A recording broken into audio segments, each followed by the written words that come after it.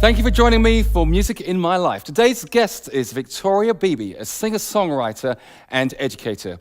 She'll be sharing how she uses education, music education, to help people find themselves and to give them that injection of confidence. I look forward to talking with you, talking with her, and for you sticking around and staying with us as you enjoy some musical experiences.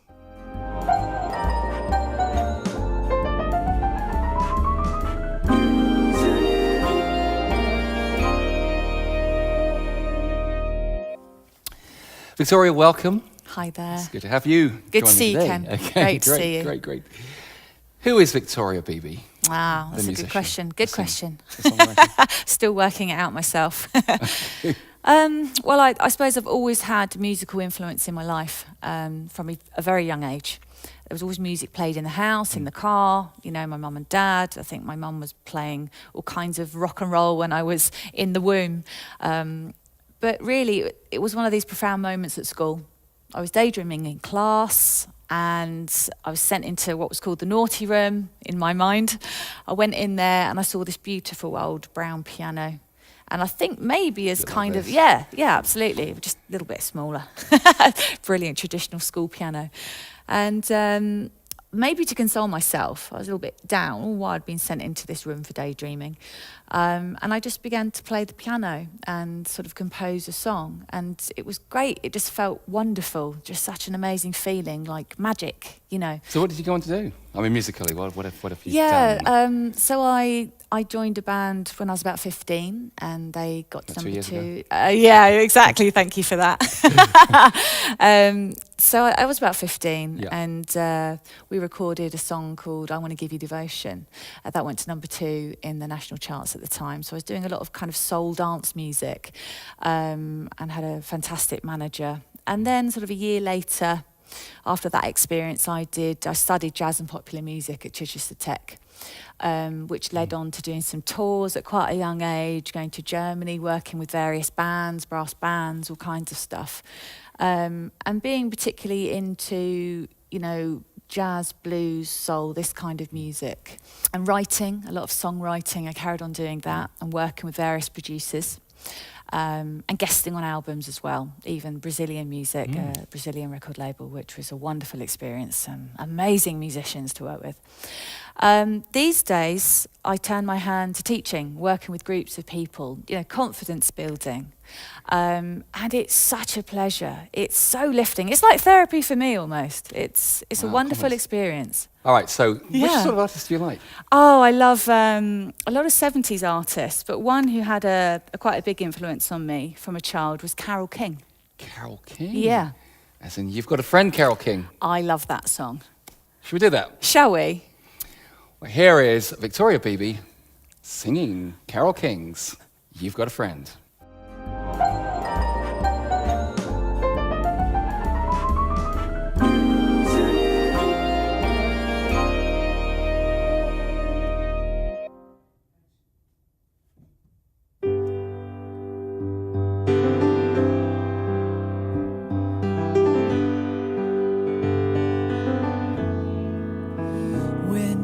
Down and troubled, and you need some love and care, and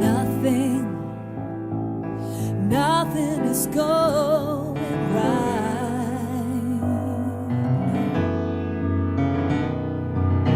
Close your eyes and think of me, and soon I will be there to brighten up even your darkest night.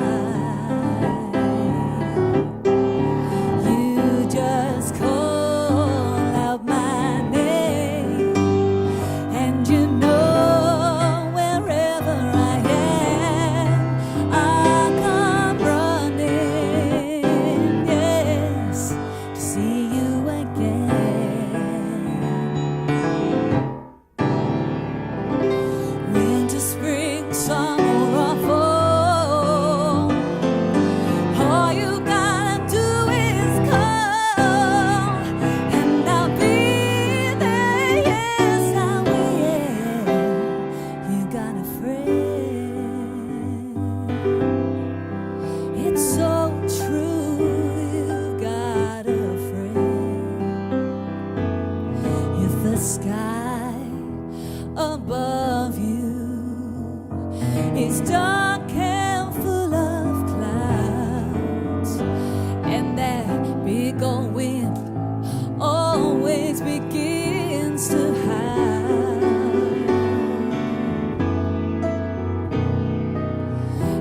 get yourself together.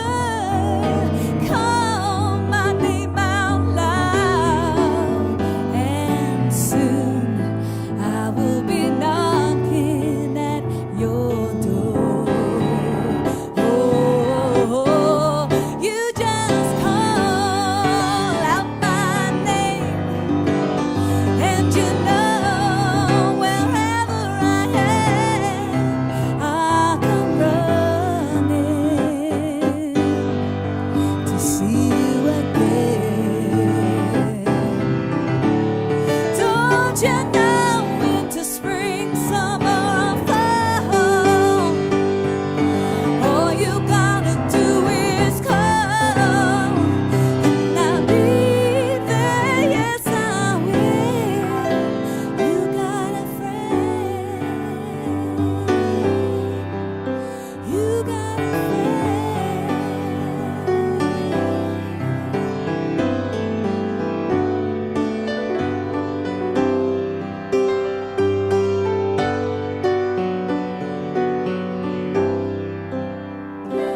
You got a friend.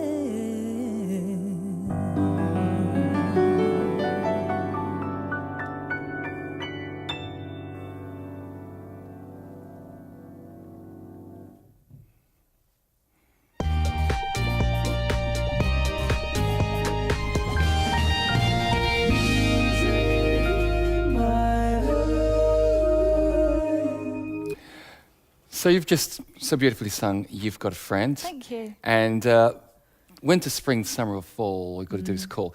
It talks about, you know, a steadfast friend. And for many people, music is that friend, is that comfort. Yeah. Has there ever been a time in your life where music hasn't quite been the friend? Yeah, strangely enough. I never thought it would happen to me. I mean, what a strange phenomenon to not enjoy music all of a sudden.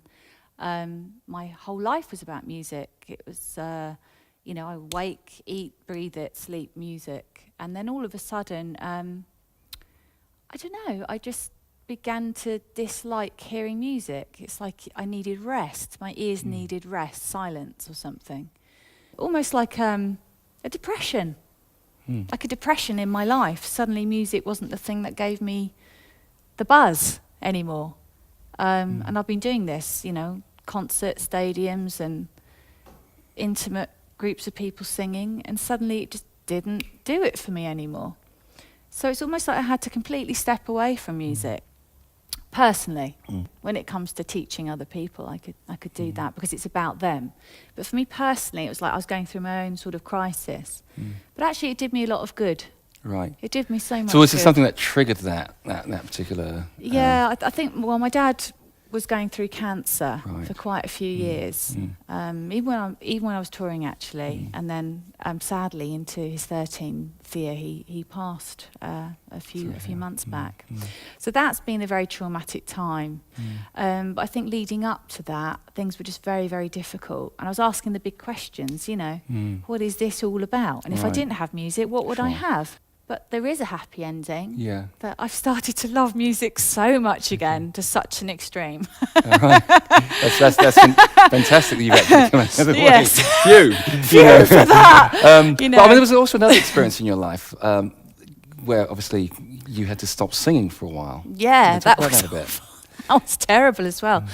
Yes, it's interesting, isn't it, how music's played such a pivotal part in my life. It's like I'm so connected to it. Yes. Can be for bad or for good. Right. You know. Right. And I think when I was touring, I suddenly developed an ear infection. And so I was taking a lot of painkillers and things for that, which wasn't good fun. And I was a little bit housebound for a while, and I got the Meniere's disease, where you feel like you're on a boat all the time. It's very painful. Wow. So I just couldn't do anything in between 1 to 3 years of my life. But what I could do, and what did happen, was I got very creative. So from my bedroom, I wrote an album, which was lovely. So I couldn't go out and perform. An entire album. An Not entire an EP, album. Just a sort of proper Yeah, a 10, proper 11 album. with bonus track. Yeah, album. with a bonus Right, track. okay. And it was a cover version, the only cover version on the album.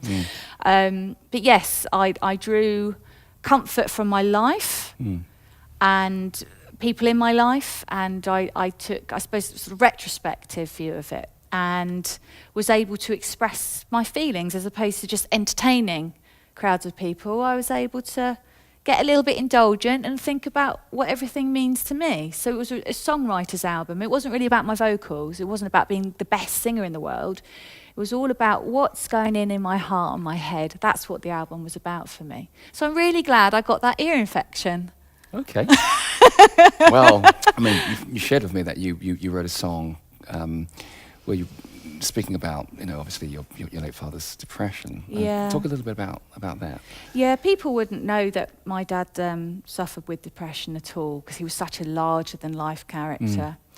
And but I think it's something that does need to be talked about. There's a big percentage of mental health issues on the rise now in society. We like to call it a mental health issue or whatever, but I think intrinsically we all have this. We all have this thing where if we're not doing something or focused on something in our lives or have goals, how we've been conditioned since birth, we're just not content in our lives. Even if you find a love, a romance, it lasts a while and then things change, don't they? You're looking for the next thing all the time. So you wrote this song then? Yes. Do you think you could share it with us? Yeah, I could. I mean, it's going to be hard for me. It's not a song which I openly recorded, but it's a song I wrote for my dad, what I saw as a 14-year-old, what he was going through. But weirdly enough, I find comfort from it myself now too. All right. Well, let's hear the song. Thank you.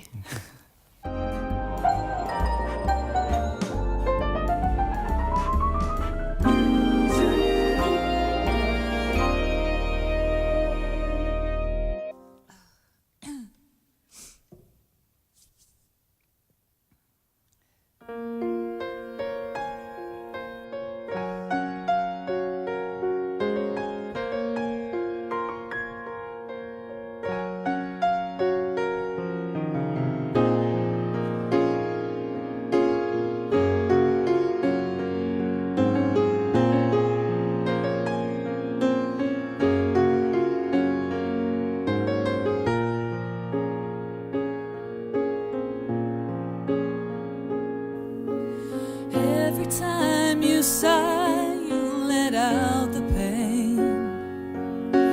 Lightning crash on your window. Long faces appear in drops of rain,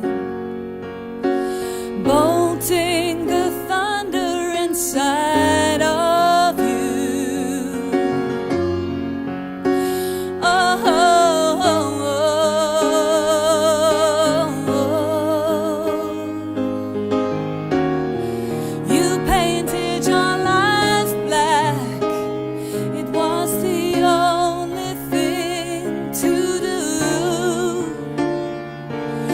Seem to get the knack of how depression grew. And no, you were sad, but I'm glad that you're almost through.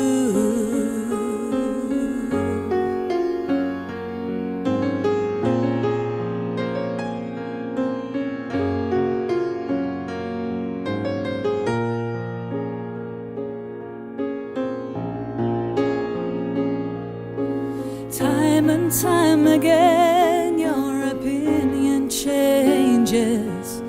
Of what was then is still now. You keep clinging on to your memories. You must lose them somehow.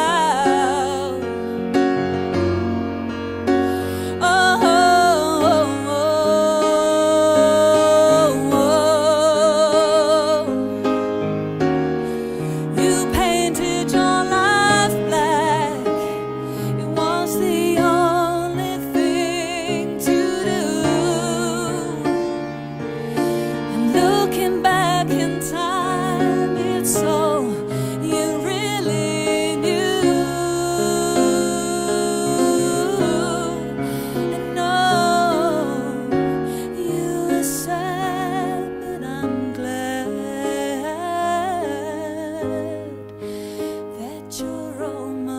comes through.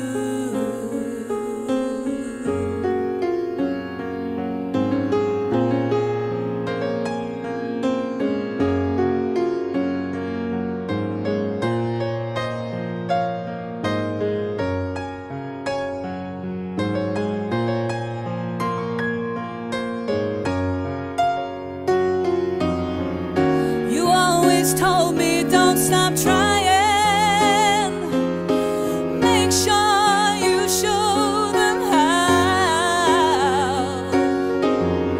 Well, I believe in what you're saying, but baby,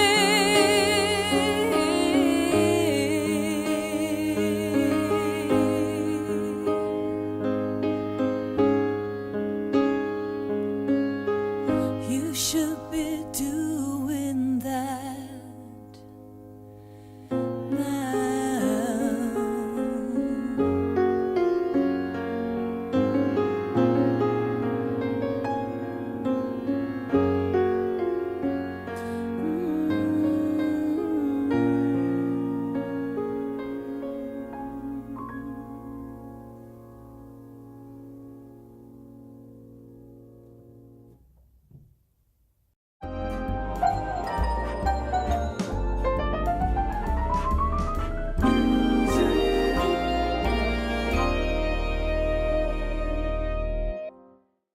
Well, that was Victorie Beebee's song, which she wrote when she was 14, based on her father's depression. Now, of course, when we sing songs which have deep meaning, which come from a deep place, like it did for her, it can leave us welling up with emotion. And singers very often have to try to work through that emotion to sing, and sometimes it disturbs the makeup a little bit. So Victoria's just getting her face made up one more time, and she's going to be joining me once again. I think she's finished now. Victoria, do come back and join me. Hiya, Ken. Thank you. Okay. Thank goodness for that. Yeah, it's difficult sometimes to sing, Oh, my don't you? goodness, Because I mean, yeah. you have to. I mean, sometimes in training, when they actually train you in singing, specifically in classical training, you know, you've got to sort of go past that and not show too much emotion on stage. But on the other hand, in gospel singing, for example, you know, you're expected to just be, you know, keep it real. Yeah. It's a real life experience. I think that's where I'm coming from, really, and I think that was the connection for me with music. It is emotional. It's a real life thing, and it's comfort, and you work through that. And sometimes, you have to cry too. We're all human. Yeah, and it's a spiritual experience as well, isn't it? I mean, because very much so. I'm sure through all that you've been through, you know, you said yourself that there were times when you were questioning what's this all about. Yeah. And I think getting back to the point of I didn't need music for a while because suddenly I needed something far bigger than me or music. I needed God himself. And at that point, I realised that was the road I needed to be on. So I think that was the reason for listening. I needed some silence so I could actually hear his voice. And that's kind of synonymous with music, really, I think. Yeah. You know, the whole notion of God, a divine being, really. Somebody who's communicating, you know, with us on a one-to-one level. And as music does, and it's a vehicle through which I know personally I express best to God. I mean, do you find it yourself? Yeah, I do completely, and particularly working with groups now, you just see the effect, profound effect it has on people. They can be in such a down mood, or so many problems in their life. Something's happening to the children, or perhaps their mum or dad or siblings, and then they come to a session. And it's like a release and a relief. You know, you're singing something, I don't know, like You've Got a Friend or Perfect Day or, you know, or Lean on Me as a group. And people literally do lean on each other. They come together. And there's an overwhelming feeling of something good and spiritual is happening here. Even if it's not a spiritual song, there's something so incredible about that experience. Yeah, a friend of mine once called that communion. Yes, absolutely, yes. We're familiar with that, yes. Yeah. Do you feel that there's a sense of purpose in your life that, you know, I mean, you've mentioned, and obviously you found that that longing was filled through God. So do you believe that in your music making now that there is a deeper purpose? Because you've been on pyramid stage at Glastonbury and cruise ships and working with all sorts of people in your life. So do you now sort of see a different direction, a different purpose for your music now beyond the screaming fans? I do, and I think it's a good question that you're asking me, because for the first time in my life, I'm not trying to dictate where I'm going. Now I'm allowing God to take the lead, and I'm saying, okay, do what you will with me. It's your will. Lead me, please. Show me the way. Because I know his way is the best way. I can try and deviate and go around and do everything I want to do, but it's always going to come back to him. And you know what? He's always right. So it makes him God, isn't it? I'm not going to argue. If I was God, and the world would be in absolute trouble because I'm hardly ever right. Ask my wife. And this is the thing, isn't it? From your own experiences, there are some great things that have happened, and I know God allowed those things to show me, to teach me. And I still stumble and fall every single day, like every single one of us does. But the difference is now I can turn to God, I can pray anywhere, and I can just ask for guidance. Please show me the way, I'm not feeling 100% today. Help me to get through this, lift my spirits. And in a sense, what you're doing in music education is almost like I often refer to it as like an evangelistic or missionary work in a way, because you're building people's confidence. Yes. Yeah, so you're taking them from a place where they might feel absolutely awful about themselves, and you're actually building them up, you're empowering them. There's an event you did called Guitars Against Landmines. Yeah, that's right. A few years back, celebrities were asked to give their shoes away in aid of, for people in Cambodia that have been caught in bombs and mines going off, which was so sad, really, really sad. So it's just one of the things that we could do to get involved. But we did a concert, I think it was up in Liverpool, and we had some amazing talent come to perform there. And it was great that we were doing something for a brilliant cause, and ultimately trying to remove these landmines, get them out of the country. But it's political, so. Yeah, well, it's fantastic, use of music, really, just to effect that, uniting that change, people again. uniting people, and effecting that change in people's lives. And so, as music has been, your friend has been your help for most of your life, then of course you're using it now to actually help others and to lift them up and elevate them. It's and wonderful. It's a great work. It's a great blessing. It really is. Great work you do. Great. Well, thank you so much. It's been a real great joy to have you join me here on the show, and thanks very much for sharing your story. Thanks, Ken. It's a deep story. I think many will connect with what you've been through, and the way in which music has featured in your life to actually help, and how you've used music to help others. So thanks, Ken. Thank you. And can I end this by giving you a hug, because that's what we do in our groups. Thank you. Okay. Thanks, Ken. You're welcome. Thank you.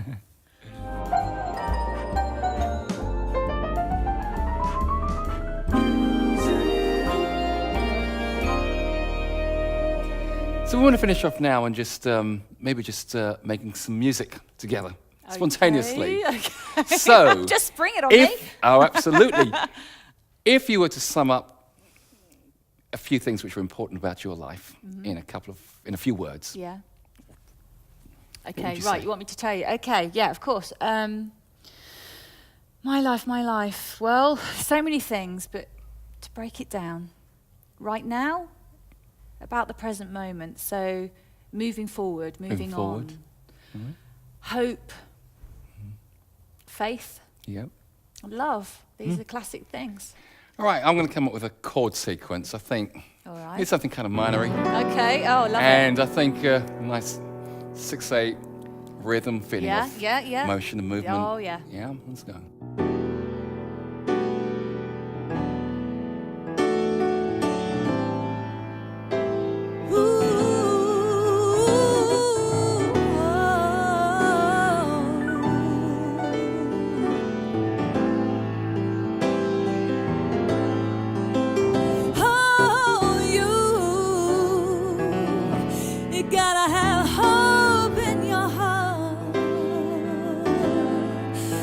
Oh,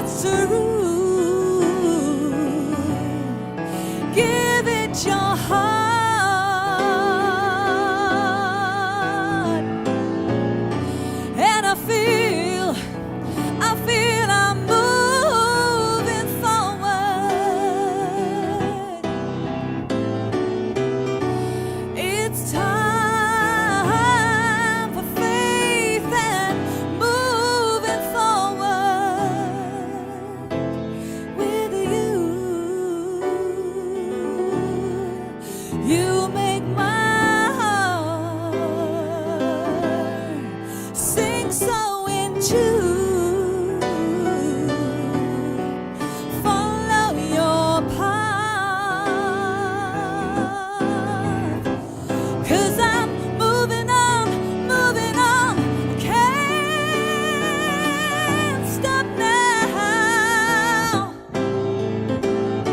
I feel this song, feel this song. What more can I do with love for you? Faith in my soul. So much can grow with love in your soul. Moving forward, moving forward, moving forward.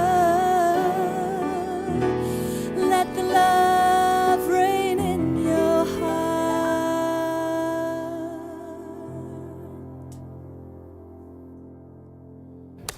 There you go. gorgeous. All right, you got to number 2 of your group. This is number 1. Brilliant. Thanks, Ken. That was fun.